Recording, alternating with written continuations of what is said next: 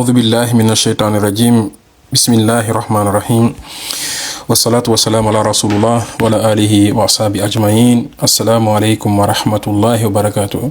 يا أيها المسلمون, nous voilà donc à quelques jours du début du Ramadan.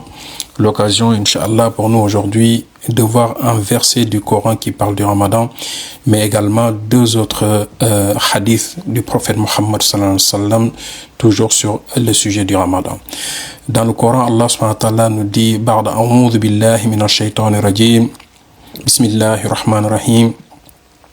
يا أيها الذين آمنوا كتب عليكم الصيام كما كتب على الذين من قبلكم لعلكم تتقون. Ô vous les croyants, vous qui avez cru, Allah subhanahu wa ta'ala vous a prescrit le jeûne du Ramadan comme il l'a prescrit aux peuples qui vous ont précédé.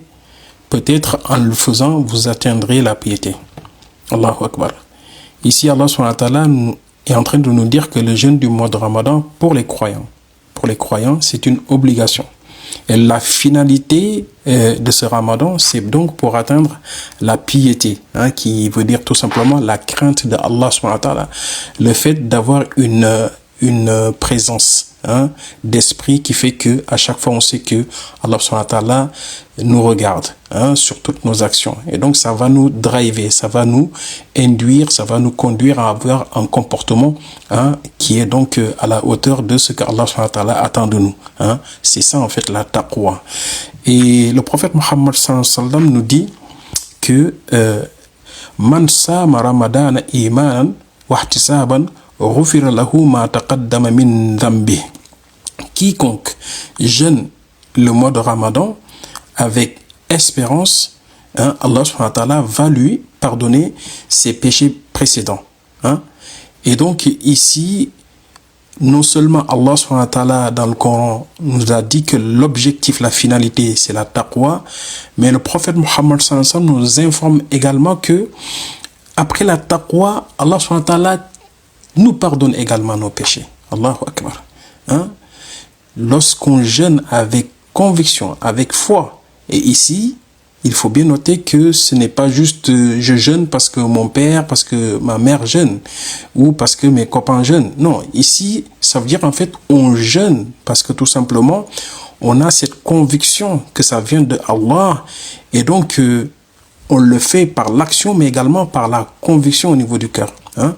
Et Inch'Allah, la récompense est donc, comme le prophète sallallahu alayhi wa sallam nous a dit, Allah subhanahu wa ta'ala nous pardonne tous nos péchés. Allahu Akbar. Qu'Allah subhanahu wa ta'ala nous pardonne tous nos péchés à l'issue de ce mois de Ramadan, et que l'on puisse atteindre, Inch'Allah, la taqwa bi rahmatika arhamar rahimin. Alors donc le deuxième hadith, le prophète Mohammed sallallahu alayhi wa sallam nous dit إذا جاء رمضان فتحت أبواب الجنة وغلقت أبواب النار وصفدت الشياطين. Qu'on pourrait traduire par lorsque arrive justement le mois de Ramadan, Allah subhanahu wa ta'ala ouvre toutes les portes du paradis et ferme en fait les portes de l'enfer, ainsi que le fait que les shayatines, les démons, sont donc enchaînés. Comment on peut comprendre en fait ce hadith? Il faut comprendre par là que les actes d'adoration, tout ce qui est jeûne, prière, Coran, aumône, invocation, sont plus facilement acceptés. C'est ça que ça veut dire. Allah subhanahu wa ta'ala nous facilite en fait les adorations, et il est à même en fait de recueillir nos adorations pendant ce mois de Ramadan. Les occasions en fait pour faire le bien sont multipliées. C'est une invitation de Allah subhanahu wa ta'ala à l'obéissance, au repentir, et donc ici plus que tout autre mois, Allah subhanahu wa ta'ala nous donne la possibilité justement de nous rapprocher de lui davantage à travers justement tous ces actes d'adoration qu'il nous a facilités. Les portes d'enfer sont fermées. Ici, ça veut dire que les péchés majeurs, ceux qui sont persistants, sont plus difficiles en fait à commettre. Pour celui qui jeûne, Allah subhanahu wa ta'ala protège ici ses serviteurs des causes qui peuvent mener au châtiment. Et donc ici, c'est une grande rahma.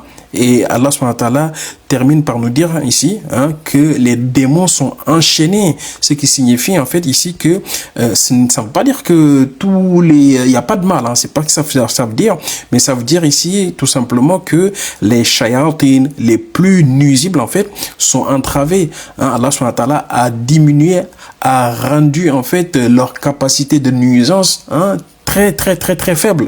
Donc ce qui veut dire en fait que ici en fait nous en tant que musulmans on a beaucoup plus de facilité de faire des bonnes actions, puisque les grands shayatin ne sont plus en capacité de nous nuire.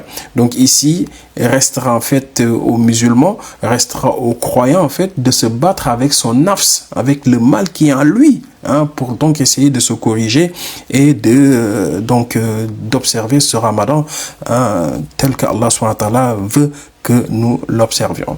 Qu'Allah subhanahu wa ta'ala nous accorde la piété à l'issue de ce mois de Ramadan, qu'Allah subhanahu wa ta'ala nous accorde sa récompense qu'il nous a promis, et qu'il fasse de nous de meilleurs musulmans. Birahmatika arhamar rahimin. Rabbana atina fid dunya hasana wa fil akhirati hasana wa qina adhaban nar. Wa sallallahu barik ala sayidina Muhammadin wa ala alihi wa ashabi ajma'in. Assalamu alaikum wa rahmatullahi wa barakatuh.